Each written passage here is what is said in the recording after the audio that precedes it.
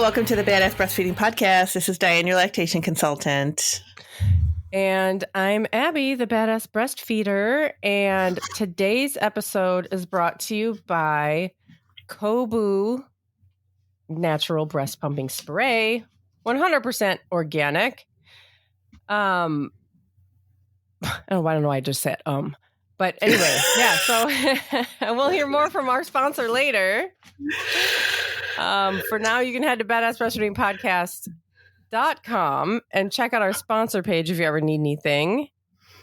Give them your business because they make this podcast possible.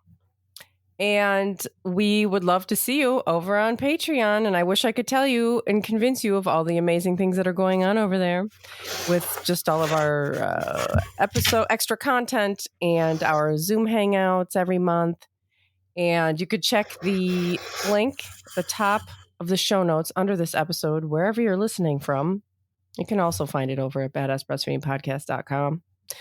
And we're still hosting our ongoing giveaway for people who leave the reviews around the internet. Anywhere you can leave reviews, written or stars, go ahead and do that and take a screenshot. Send it to badassbreastfeedingpodcast@gmail.com. And we will send you a goodie bag full of nursing and thank you for nursing in public cards and stickers. And also, I need your address. You can add that in the email. And now Diane has our review of the week. And it says, I started listening to this podcast during the last few months of my second pregnancy. Woohoo!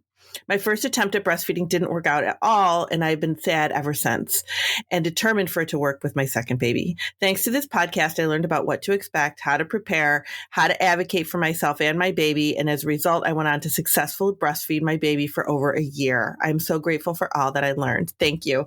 That's amazing. That's fantastic. And I know I say it all the time on the podcast, but I am so enamored with people who didn't breastfeed the first time or it didn't work out for them the first time and then they want to try again, because that's really hard. It's really hard to feel that, you have to really mourn it. And then to go through that all over again and, just kind of hope that things work out. But the education makes a huge difference. Like having the support and education and guidance and knowing where you can go for answers really makes a huge difference. So congratulations to you and then you go over a year. Yeah, totally. And if it doesn't work out the first time, it doesn't mean that it won't work out the next time. Absolutely. Absolutely. It has nothing to do with it at all. No, totally different. I saw somebody the other day did a prenatal with somebody who was on her fourth baby and breastfeeding didn't work out with all three. Oh, wow. And now she's doing her prenatal. Well, she did breastfeed her first for a little bit of time for a couple of months, but that was 10 years ago.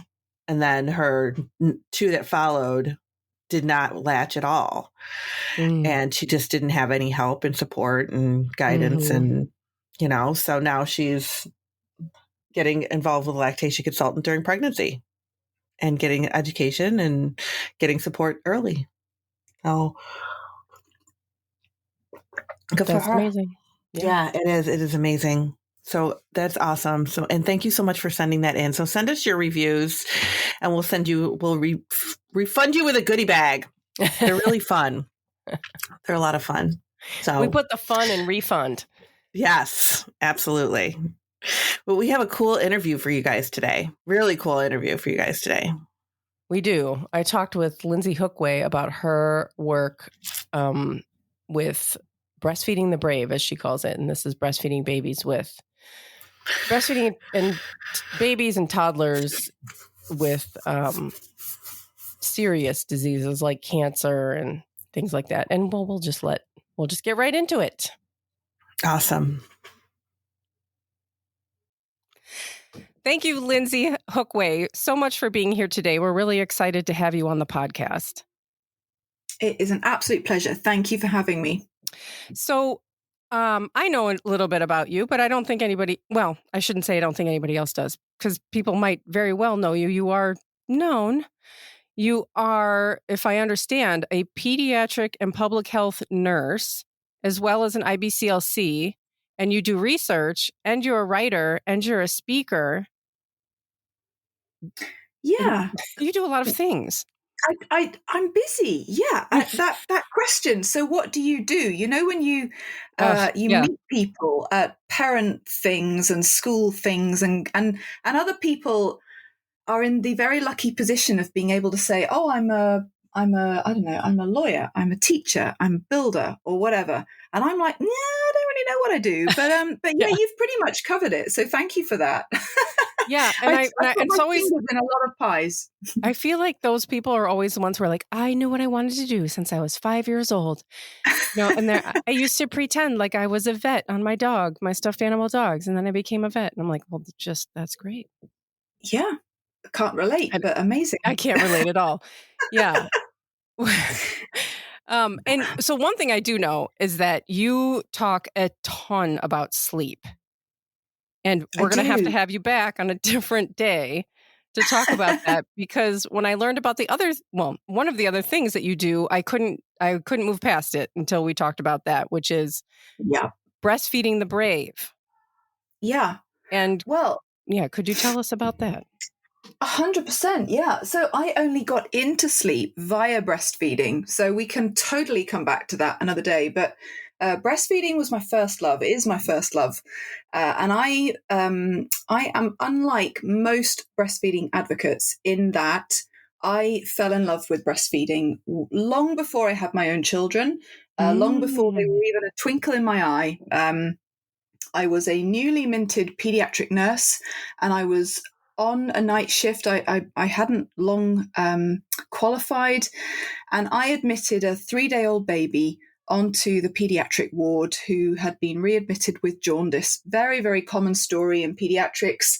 And I looked after this little soul, and obviously the jaundice passed, as it does, and he had good treatment, and he was fine. He had a really great outcome, but he changed the course of my career, that little baby, because as he and his mother walked onto the pediatric ward, I suddenly understood what family-centered care meant, and I understood in that moment. I don't know how it happened, but it was like I suddenly had this huge realization that breastfeeding was part of family-centered care and feeding choices and supporting parents in their goals, to be able to parent and feed in the way that they had set out to was 100% part of my job as a pediatric nurse. And in a way, being a pediatric nurse sort of felt like it often got in the way of me supporting breastfeeding. I just wanted to look after those breastfed babies on the ward. They didn't often come my way. Breastfeeding rates in the UK are pretty low, so just for that reason alone, I didn't actually get to look after many breastfed babies and toddlers. But when I did, I just adored it. I loved seeing how we could continue to make breastfeeding work alongside illness of various magnitudes, I guess. So I've had a long-term love affair with breastfeeding, and particularly within the context of pediatrics, for well over 20 years. And as I said, that was long before my own kids came along. And I passed the IBCLC exam, I don't know, about 12, 13 or so years ago now, when my firstborn was about 18 months, I think. So I have 2 teenagers now. So I have got that personal experience of breastfeeding, but actually it was the professional experience of breastfeeding that hooked me. That's a beautiful story. I have a question about the pediatrics. So it sounds like it was very much at the center of your focus. Did you see that around you? Did you see other people kind of, because as we know, it's not much of a focus in hospital settings. We kind of, it's not really supported or encouraged. Yeah, so I probably, before I go too much further, I should probably explain like why pediatrics is so important to me in terms of a focus on breastfeeding. And that is that the Baby Friendly Initiative, the Baby Friendly Hospital Initiative, everywhere else in the world, apart from the UK, is really focused in hospital and in particularly the maternity setting. So in hospitals, you have different kind of departments. And for the purpose of this conversation, the main departments that will interact with mothers and parents who are going to be breast or chest feeding are going to be the maternity setting. So that's where you're going to have a lot of interaction with midwives, with obstetricians. That might be in a birthing centre, it might be in the community, it might be home birth. But the maternity setting is already fairly well researched in terms of how we support and promote and protect breastfeeding. There's a lot of research. It might not be perfect. There might be a long way to go, but it's there. We have those standards. We have the accreditation process, and we have training programs and audit, and there's some rigor there. And then the Baby Friendly Hospital Initiative moved into the neonatal setting. Certainly in the UK, a huge proportion of our neonatal intensive care units are accredited as baby friendly, which is a wonderful thing. And we also have that baby friendly initiative protection over our public health services. So in the UK, that's our health visiting services, the children's centres. So that's the sort of community package. But pediatrics is actually a completely separate department. There are different staff. It's a different set of wards. So there's very little crossover between maternity and pediatrics, or indeed neonatal services and pediatrics.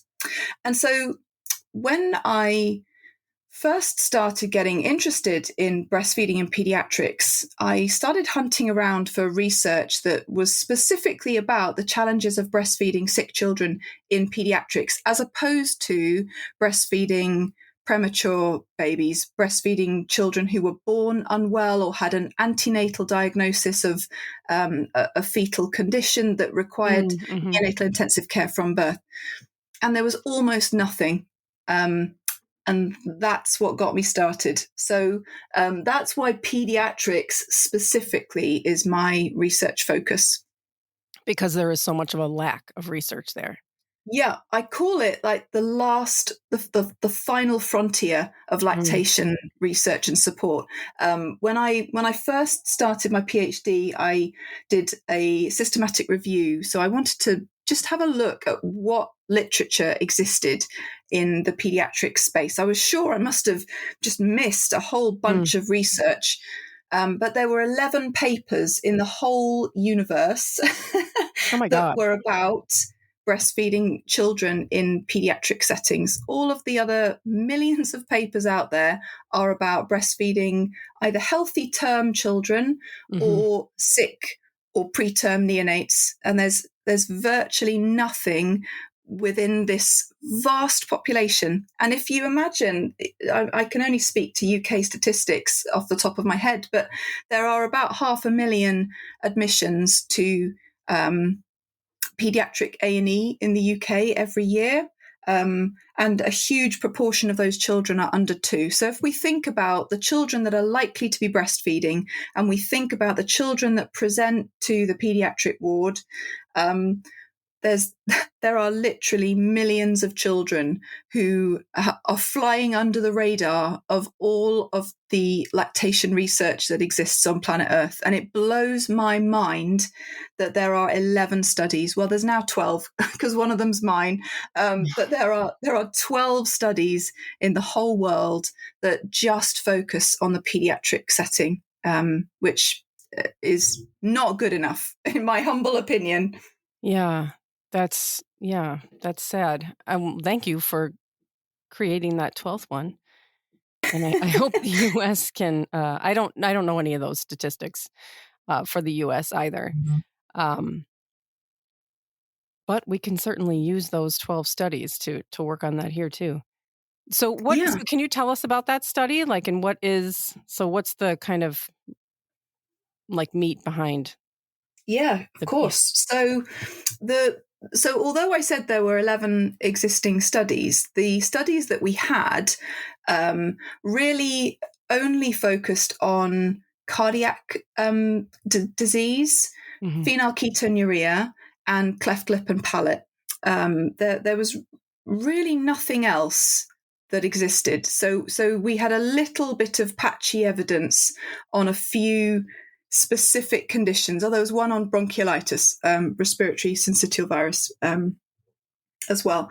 And most of that research was focused in the US, and all of it focused on children in the first few weeks of life, really the first 4 to 6 weeks of life. So although this was the pediatric population, actually a lot of those children probably had quite a lot in common with our neonatal population because of their age. And what fascinates me about pediatrics as a pediatric nurse and somebody who has spent more than 20 years looking after children is that obviously with a vast age range, you've got children presenting at 2 days, 2 weeks, 2 months, 2 years. You've got children presenting with the same condition at different ages. You've got children presenting with different conditions at different ages. And so actually the literature that we had wasn't terribly useful in terms of answering the question, why is breastfeeding different or more challenging in children who have medical complexity of any kind, because it was so focused on very young children and on very specific conditions. So my study was I did 2 studies, but one of them was on pediatric healthcare professionals, and one of them was a qualitative study, just interviewing the parents, in this case, all mothers who were breastfeeding children through very, very different medical challenges. So I recruited 30 mothers, and there were 27 different conditions represented, which was really important to me because I wanted to get a sense of, when you admit children on a pediatric ward, you don't just admit children with cardiac conditions and bronchiolitis and cleft lip and palate.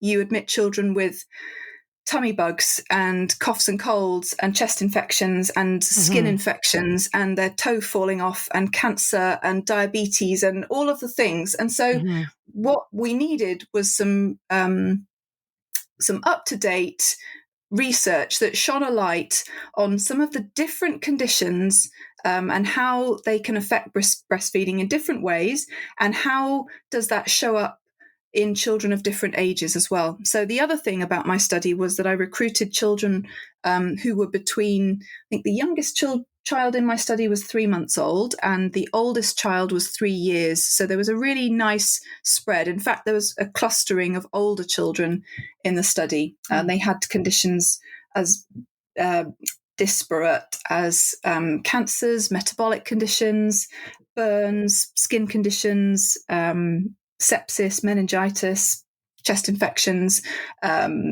neurological conditions, all sorts of different conditions. And I interviewed all of these 30 mothers from different locations around the UK, and they had just a vast amount to say, as you can imagine. Tell us what they said. What did See, I just, again, for the recording, I didn't want it to just sound like me going. Oh, So, I'm sorry. I'm just like hanging on your every word. No, it's absolutely. I've got no I'll problem say at all. something. No, you don't have to. I just don't want to railroad your podcast. That's all. Sure. No, yes, railroad us. But nobody wants to hear from me. They want to hear from you.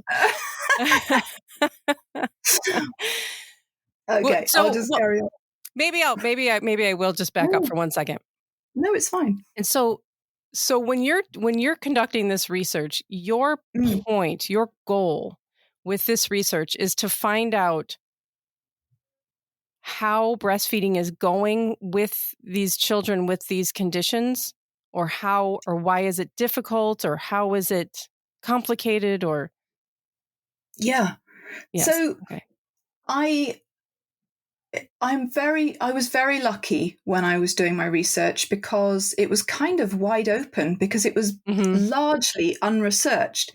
Most people, when they do a PhD, the definition of doing one is that you're basically adding a brick to the body of knowledge that exists. So you're adding something original, but in a lot of cases, you're adding a brick to an area that is unresearched, but within a bigger body of something that is researched, even just a little bit. So, for example, you might be researching a completely novel topic within neonatal care, for example, or within donor milk, or within supporting care in maternity services. I was really lucky in lots of ways because this was uncharted territory. And so pretty much anything that I asked these amazing, incredible parents about was probably going to be original. So it's probably it was probably the easiest PhD in the whole world in lots of ways because I was able to just take it in whatever direction I wanted. Yeah, and you could do whatever you wanted, and whatever you were going to do was going to be extremely useful. Well, yeah, which is very lucky, and I'm very, very aware of my privilege in that because of the lack of research. Right. So one of the lovely things about the research was that it did open a lot of different avenues. I could spend the rest of my life researching this, and it would still be like, we haven't even got to base camp of Mount Everest yet. I've possibly just about got off the plane at Kathmandu in terms of how much there is to figure out about this population. But it's definitely a step in the right direction. And some of the things that these mothers were talking about were their motivation to breastfeed, why they wanted to breastfeed through these incredible challenges. The tussle they had, the emotional kind of tussle between, oh my God, I'm so done with breastfeeding. I am so done. And if my child didn't have cancer, that would be it. I couldn't cope with this any longer. And yet it is so meaningful. It's so important. They need it so much. I need it so much. I can see the tangible benefits of it. I can see it for pain relief. I can see it for symptom management. It is so meaningful, and exploring that was just the most gigantic privilege. But it was also a privilege to hear about how they overcame some of the challenges that they were faced with in the face of, let's not forget, the pediatric setting, which is not set up for breastfeeding. So none of the staff are trained in breastfeeding support and management. There are no infant feeding teams in pediatrics. There are no pumping rooms. There is often no breast pump located in pediatrics. If they find a breast pump, it's because they've borrowed it from the neonatal unit and somebody might ask for it back in 10 minutes. So these mothers are trying to breastfeed in the most extraordinarily difficult circumstances. One mother was describing a scenario where her child had a respiratory arrest on the pediatric ward itself, which is a horrible scenario to be faced with. And so her child was taken to the intensive care unit, pediatric intensive care, stabilized, ventilated. And then this mother was trying to pump for her critically unstable daughter in PICU. And you can imagine, I don't know if the people listening have ever been inside a pediatric intensive care unit. All intensive care units, period, are pretty grim places. They're loud, there's sensory overload. You're surrounded by very, very, very sick and unstable people. There are a lot of staff. It's bright, it's noisy, there are machines, you don't know what that beep means and all of that stuff. So you can imagine that that's the environment that this mother who has had this traumatic experience, that's where she's trying to pump. And unfortunately, the child next door to her died, and this mother was like, I can't possibly continue pumping. The last thing this family needs right now is the sound of my pump going when they've just lost their baby. That is not what anybody needs. So she left the pediatric intensive care unit, but she was really uncomfortable. And she couldn't take the pump off the ward because it was large, it was on wheels, it wasn't allowed to be removed from the ward. There was no pumping room, so she couldn't go there. She was staying in hospital accommodation. There was no pump in that place either. the hospital where she was being, where her daughter was being treated was far from home, so she couldn't just go home and pump. So essentially, the only place in the world that she could pump was the one place that she morally and ethically and relationally and socially couldn't pump. And she was describing to me just the difficulty around that when the narrative from the healthcare professionals who genuinely mean well but have not been trained, they were like, just give yourself a break. Honestly, don't worry about it. Your child is so sick. You've given her 6 months. You've done amazing. Just, don't worry about it. But that wasn't helpful to her, because actually the one way that she felt that she could be involved in her daughter's care when she was so unwell was to continue breastfeeding. She wanted her daughter to get better and return to breastfeeding. She didn't want that to be the end of their breastfeeding journey. And I could tell you stories like that all day long. These mothers kept me awake at night for weeks when I was interviewing them, because each and every single one of their stories was so meaningful and so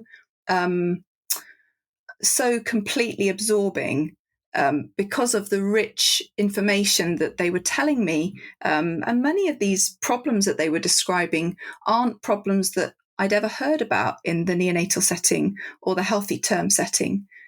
So challenges like children who are having extraordinarily large losses from their drains or from their stoma or from wounds, for example. Children who had very, very high calorie needs but were fluid restricted. Children who had lost tone and reflexes following surgery and were large. Children whose wounds were so extensive that forced their mothers to get into really awkward, difficult positions with them.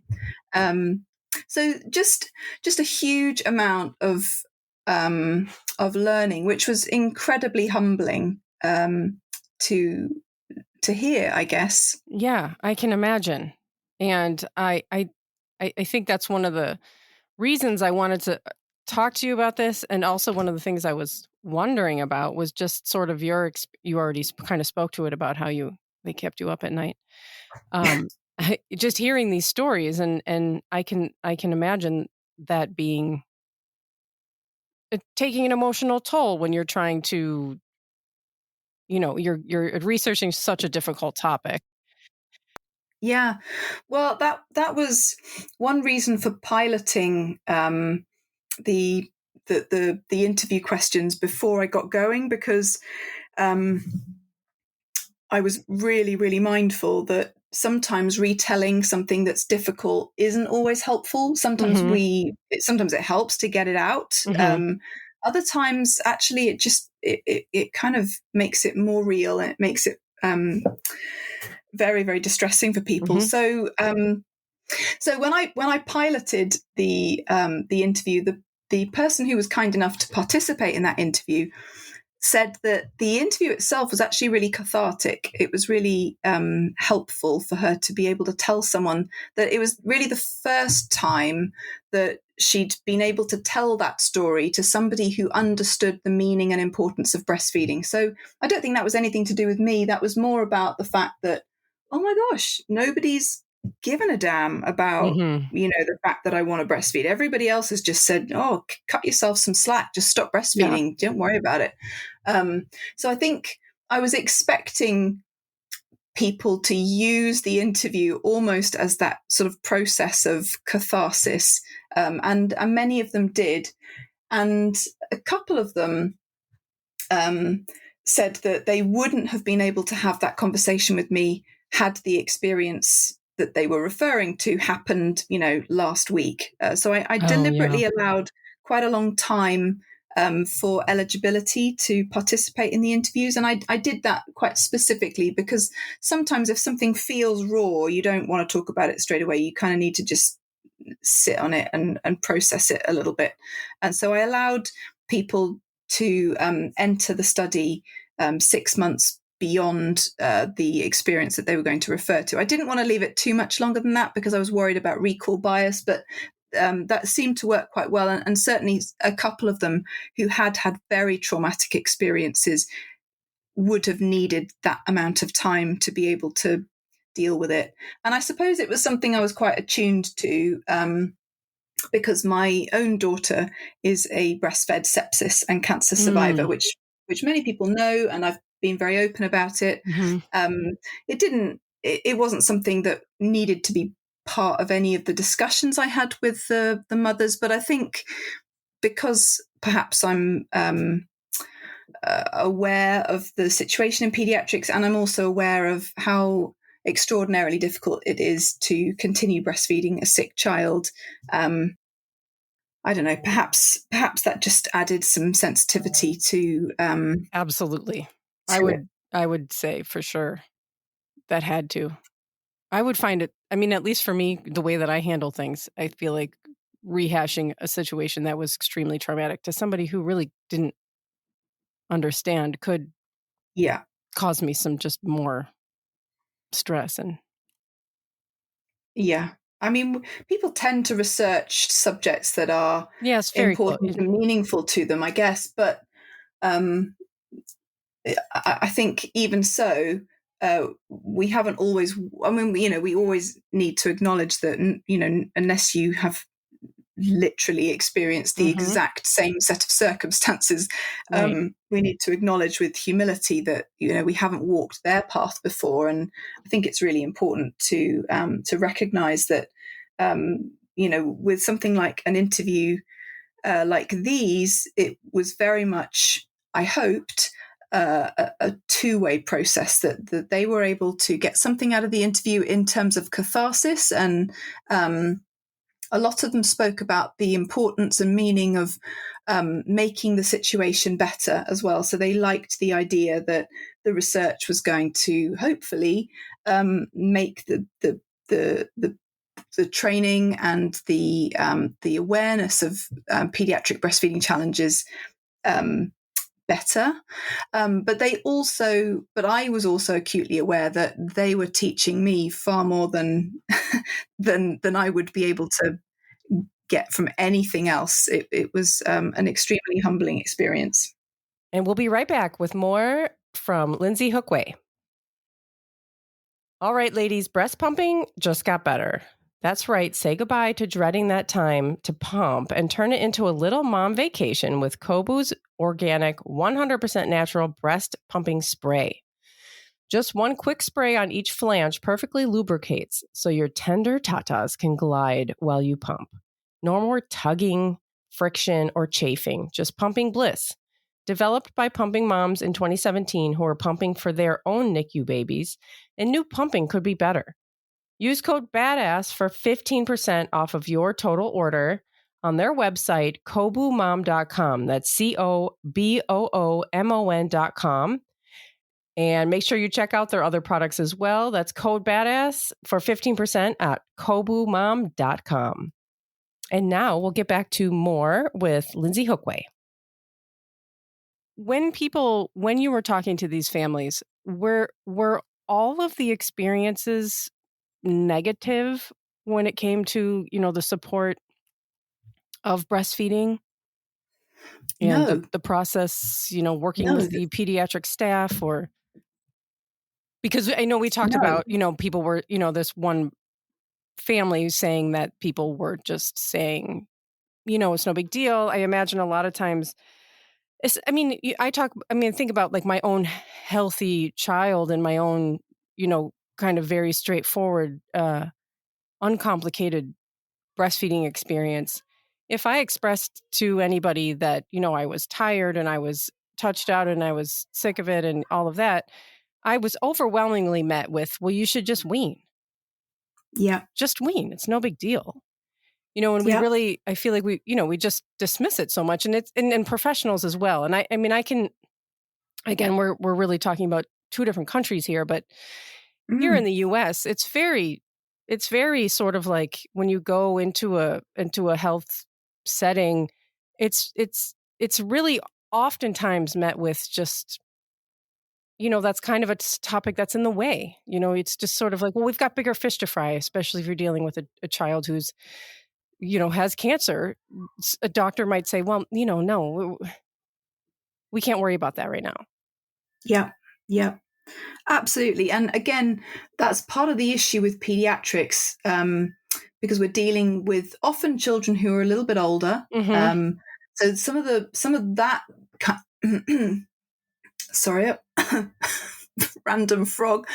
No Some of the problem. narrative of, well, don't worry about it, like it's really no big deal, or, it's not that important at this age. Aren't they eating 3 meals a day? Whatever, we can just put formula down the tube, etc., etc.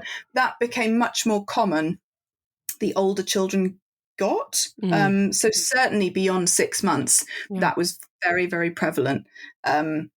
Before 6 months, the most predominant response was often sort of ambivalence. That a lot of mothers describe this kind of, breastfeed if you want, don't if you don't, it's cool, whatever. And I think, genuinely, I think the professionals were trying not to put pressure on parents. They knew that they were in a stressful situation. They didn't want to pressurize them. They didn't want to be the person coming in saying, have you expressed, I need 120 mils by the next feed. I need you to get on it now. Of course, that would be unsupportive. Right. And I think they were genuinely trying to be kind. They were trying to say, look, do you know what? You look exhausted. You need to rest. This is going to be a long road. Why don't you go and get some sleep? Why don't you, don't worry about this. But what they didn't realize was that by doing that, they were disempowering the families inadvertently, through no fault of their own particularly, but that's what was happening. And we know that the acceptance of breastfeeding, particularly beyond 6 months and very definitely beyond a year, is low.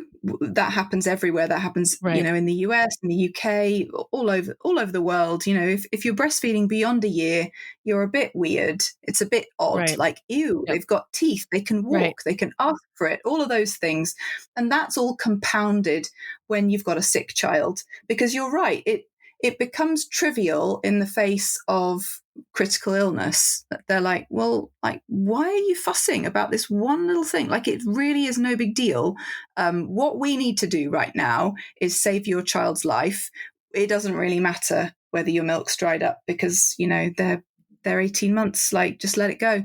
It's no big deal. They couldn't appreciate the importance in that moment. And for many of the mothers, it was the thing that was their lifeline. It was their parenting ACE card, but it was also this link back to normality. It was a way of connecting with their little one. It was something that was about just normal routines and home life and all of that stuff. It was really not supportive to take the pressure off. That's not what happened. And it made me wonder, in the maternity setting, if you have just given birth and somebody comes along and says, right, well, you're breastfeeding. Yeah, right. You're not going to bottle feed. Gosh, you wouldn't dream of doing that, would you?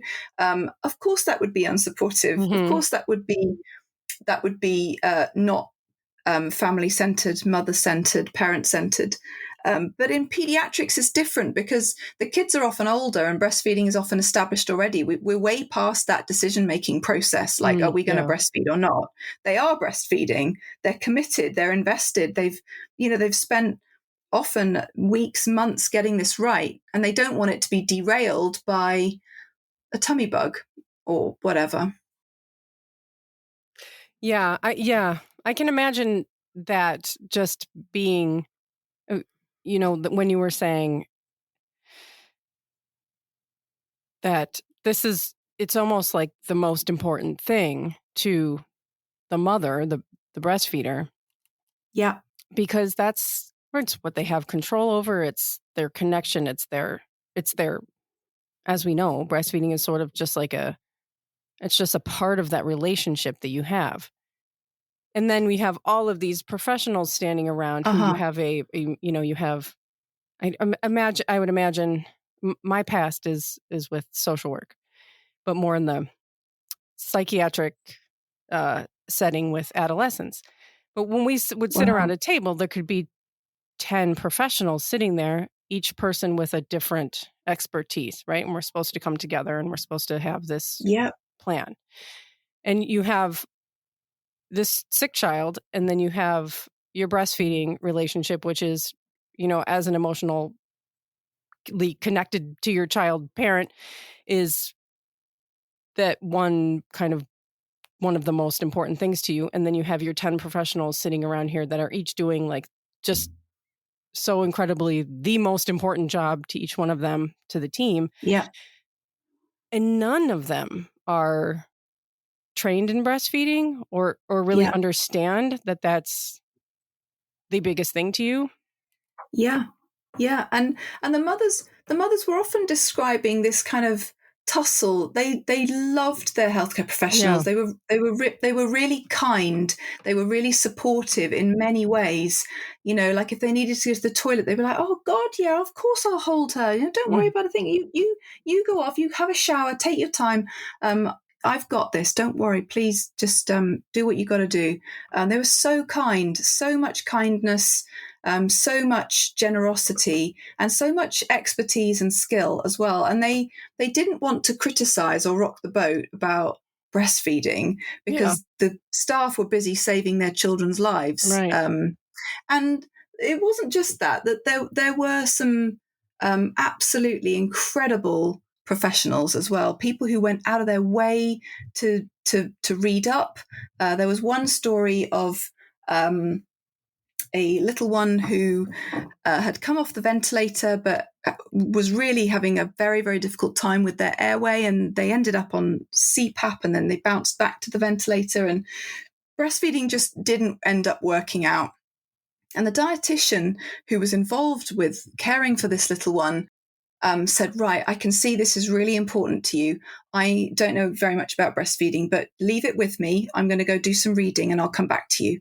And God bless this amazing healthcare professional. She went away, she researched it, and she came back and she said, "Oh, I can absolutely understand why you want to be able to give your baby your milk as long as you're expressing it. So I've found out a few things that we can do with your express milk. We could do some mouth care, and we can use it to clean his eyes, and we can put it down his tube for as long as you're able to produce it. And then when you're done, she told the dietitian that she was not going to be a long-term expresser. That was not what she was interested in. Mm-hmm. And the dietitian had actually, read up on how to slow down and wean off expressing essentially.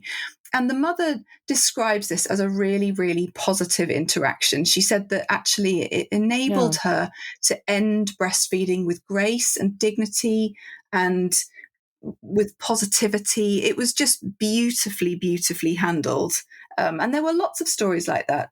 Pediatricians who just sat with a mother and made time to observe breastfeeding and to encourage and support.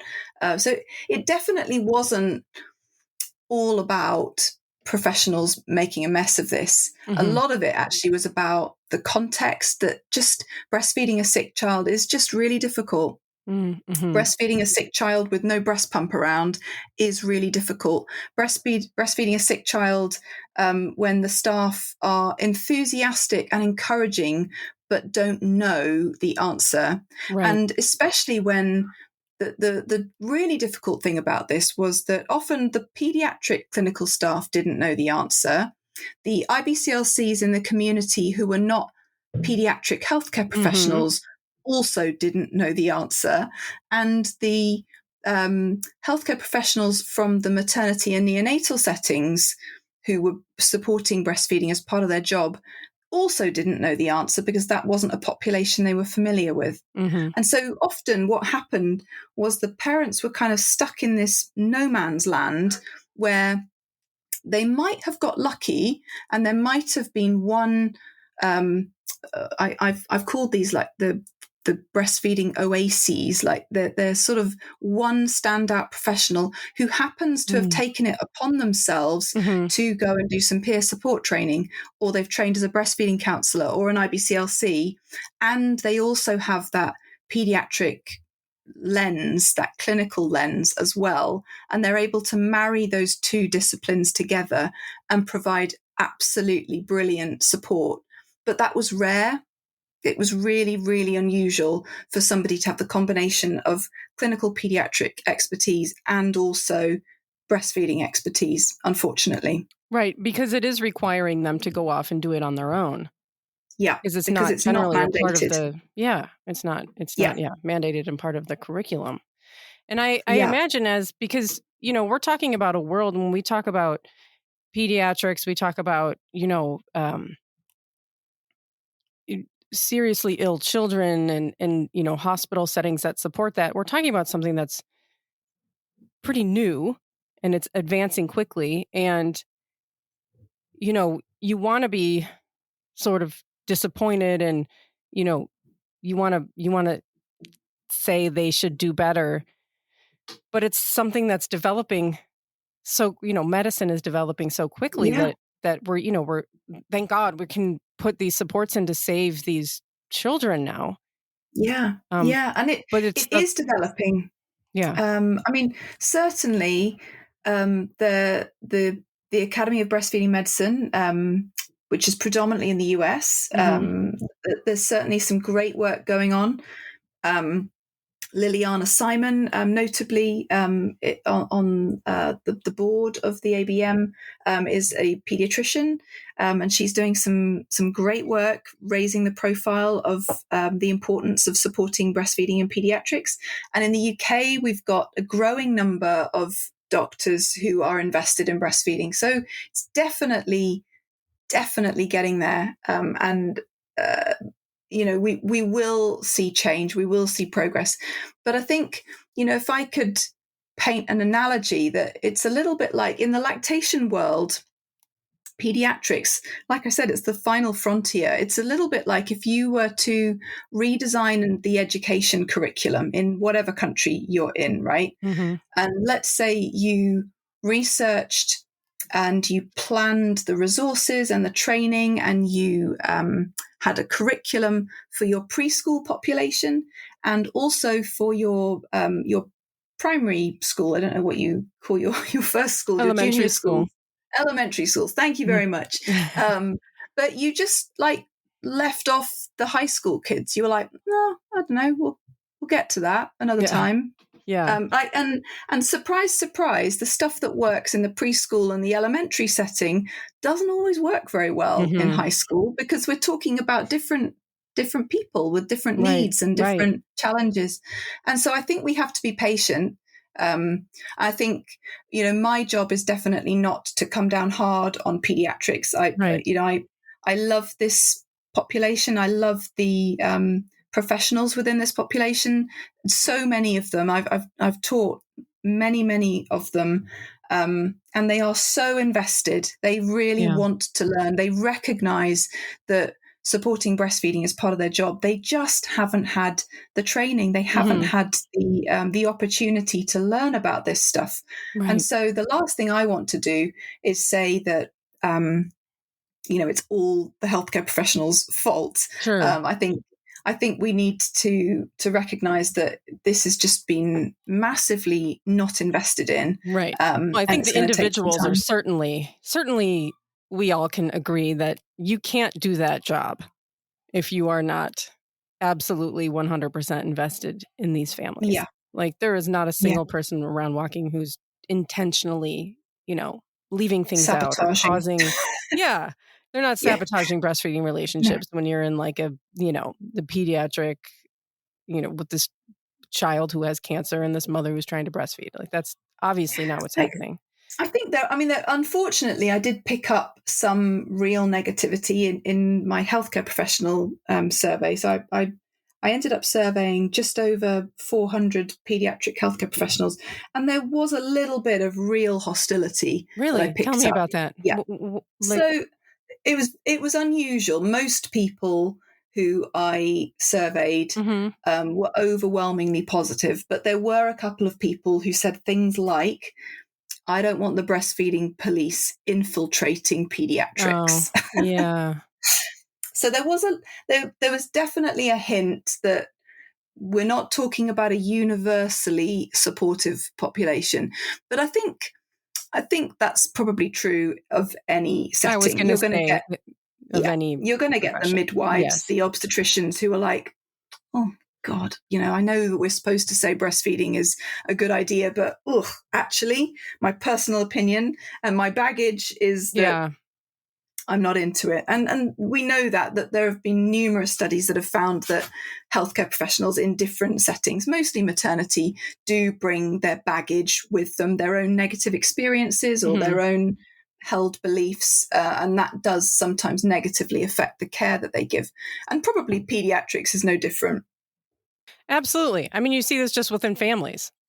Grandma couldn't breastfeed, and then grandma has some opinions about breastfeeding. Quite.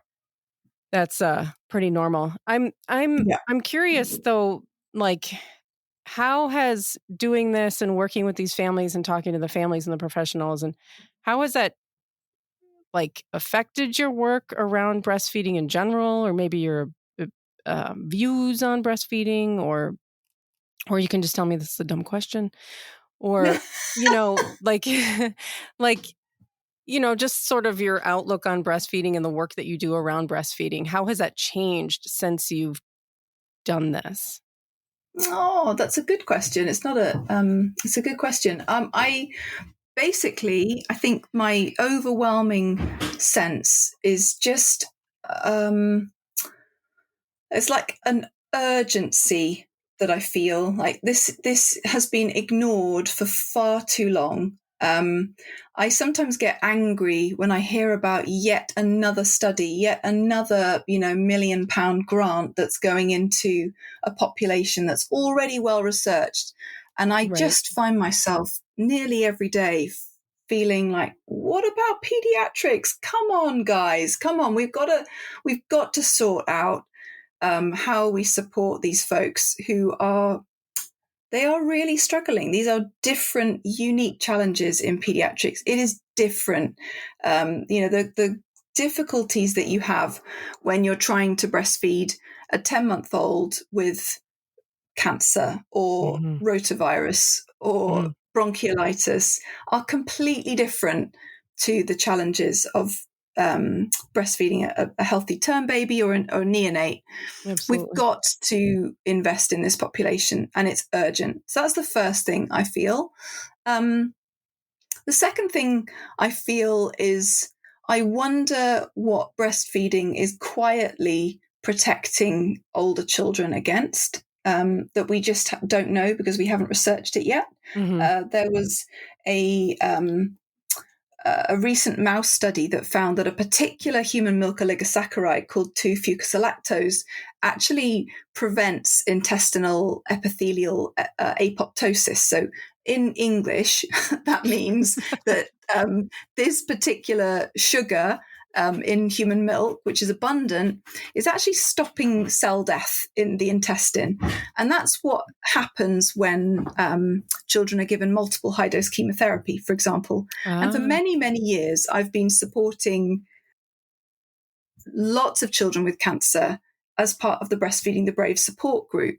And one of the things that I've noticed over and over and over again is that many of the children on high-dose multiple chemotherapy don't get mucositis, or they don't get very bad mucositis, or it's quite localized, or it doesn't require any particular management, for example. Mucositis affects nearly 100% of people on high-dose chemotherapy. And so this was curious to me. And I was like, why is it that the breastfed children that I keep supporting have a really low or a milder incidence of mucositis when it is so common? It really is common. My child didn't get mucositis at all. So I kept on seeing this. And then this mouse study came out and I was like, well, there we go. There is a plausible mechanism, but it's a mouse study, for goodness sake. Right. Now, and one of the parallels I sometimes draw is that childhood cancer is unfortunately more prevalent than SIDS, right? And we have, I don't know how many studies that explore the relationship between breastfeeding and SIDS. And guess how many studies we have that explore breastfeeding and childhood cancer? It's a big fat zero. Not a single study. Zero. Zero, not a single one. So my study happened to include 3 children who had a malignant disease, but I definitely wouldn't be arrogant enough to suggest that that was a study of breastfeeding children with cancer. It was a qualitative study that happened to explore some experiences, of which a few of them related to cancer. So we don't have any meaningful research on breastfeeding children with cancer. And yet this is a phenomenon that keeps on coming up. Now, it might be niche. You might think, well, cancer's a rare event. Thankfully, it is. And maybe breastfeeding an older child with cancer is an even more rare event. But do you know what? It makes me wonder what else breastfeeding might be quietly protecting children with tummy bugs, with cystic fibrosis, with diabetes, with autoimmune conditions, with infectious conditions. What is it doing that we just don't know about?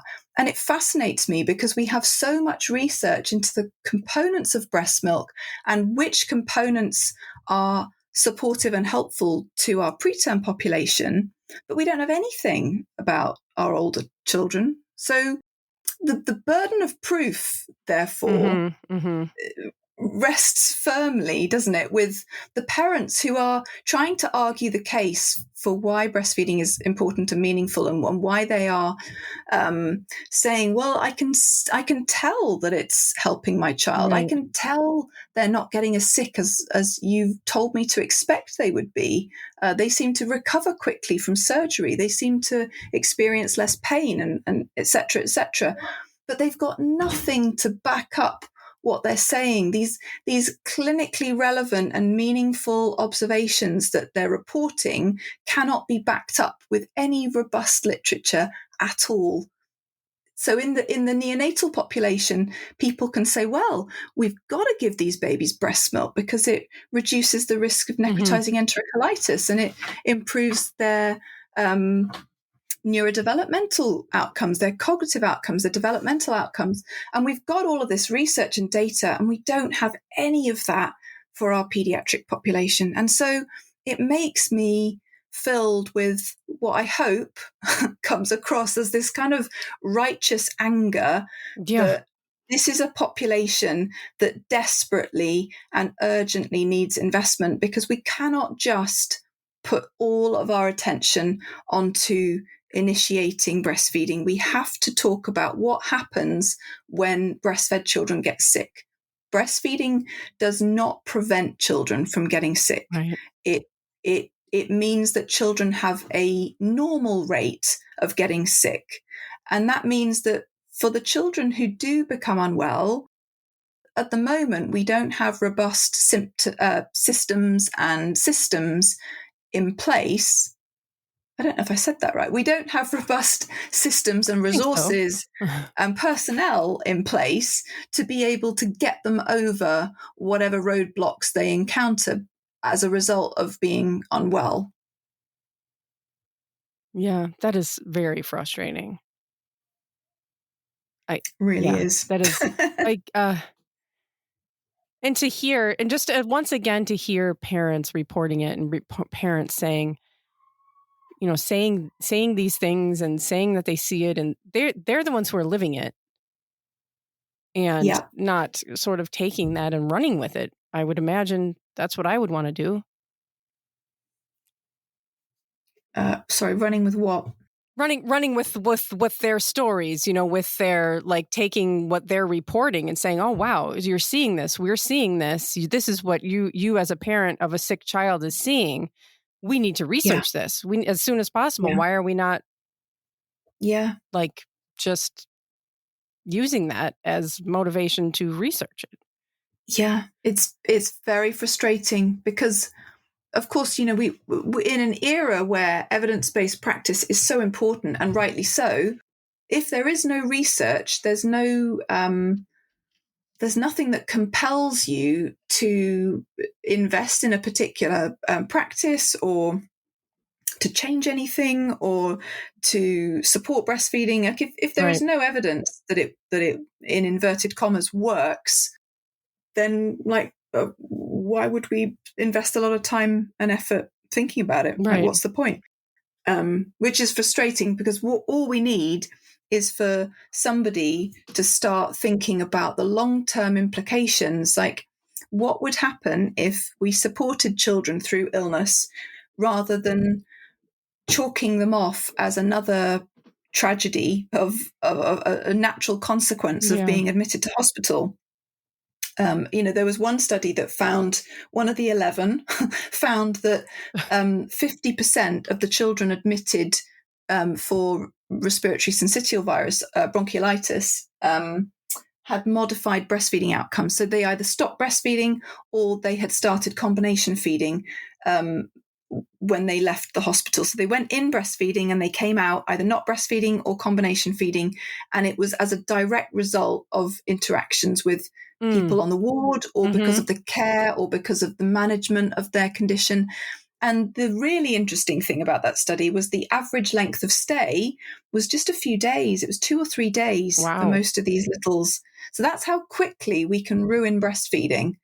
So this is not even just about the children who are in and out of hospital for the first 4 years of their life, or who have really intensive treatments for 6 months. This is also about the children who go in with tonsillitis and tummy bugs and chest infections, the common or garden stuff that, a lot of children will get these bugs and nastiness.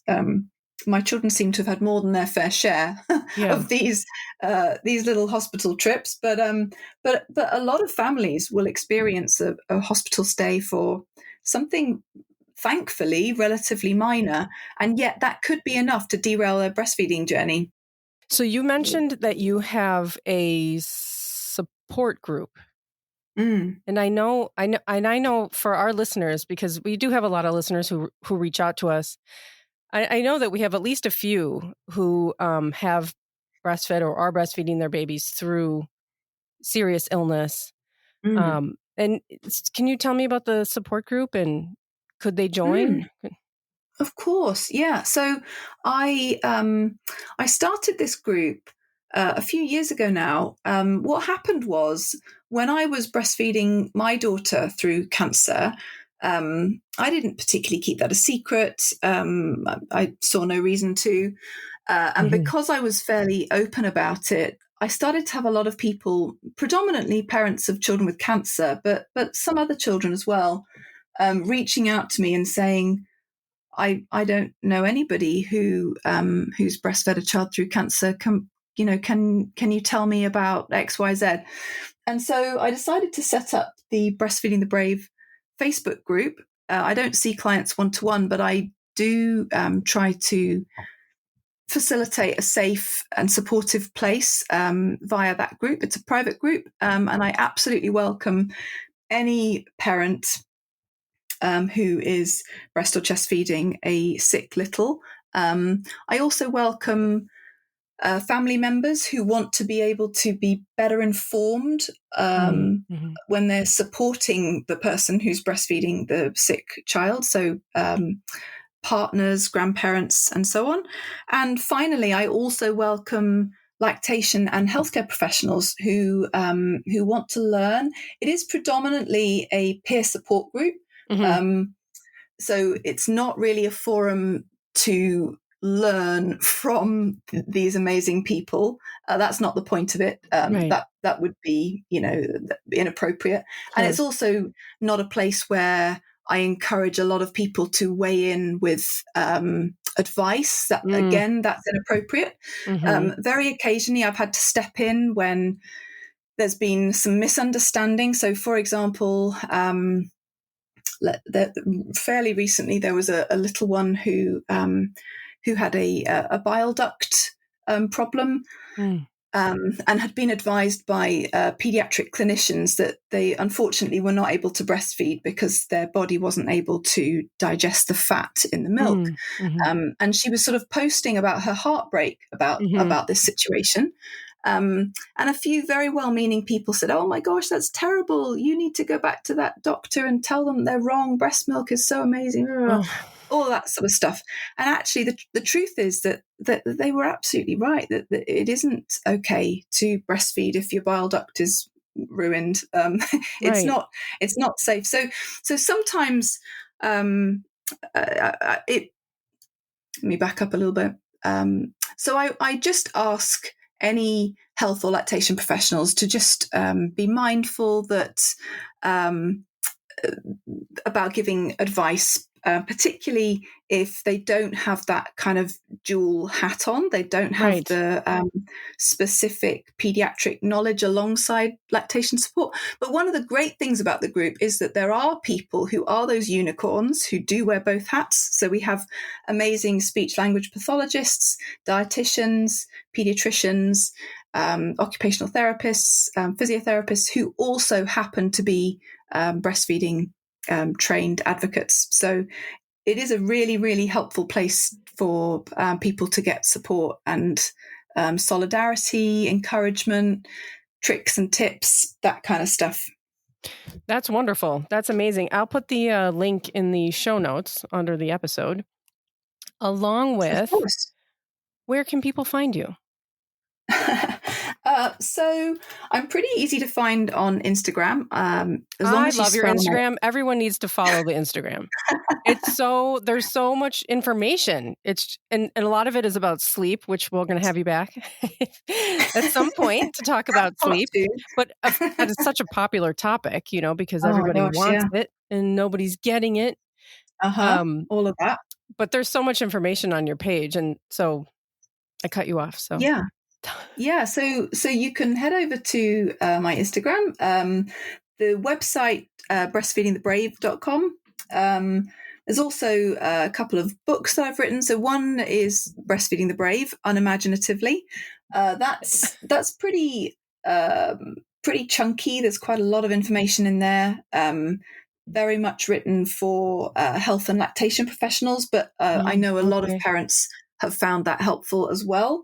And then my more recent book is Why Childhood Illness Matters, which is a really supportive little book for predominantly parents. But again, I wrote that with knowing that health professionals would probably read it as well. And there's a lot of practical tips, how to cope when you're in hospital, what to put in your hospital bag when you've got a sick child, how to support feeding, how to support a child's mental health, how to support your healthy siblings alongside long-term illness, that kind of stuff. So that's another good resource for folks to get hold of as well.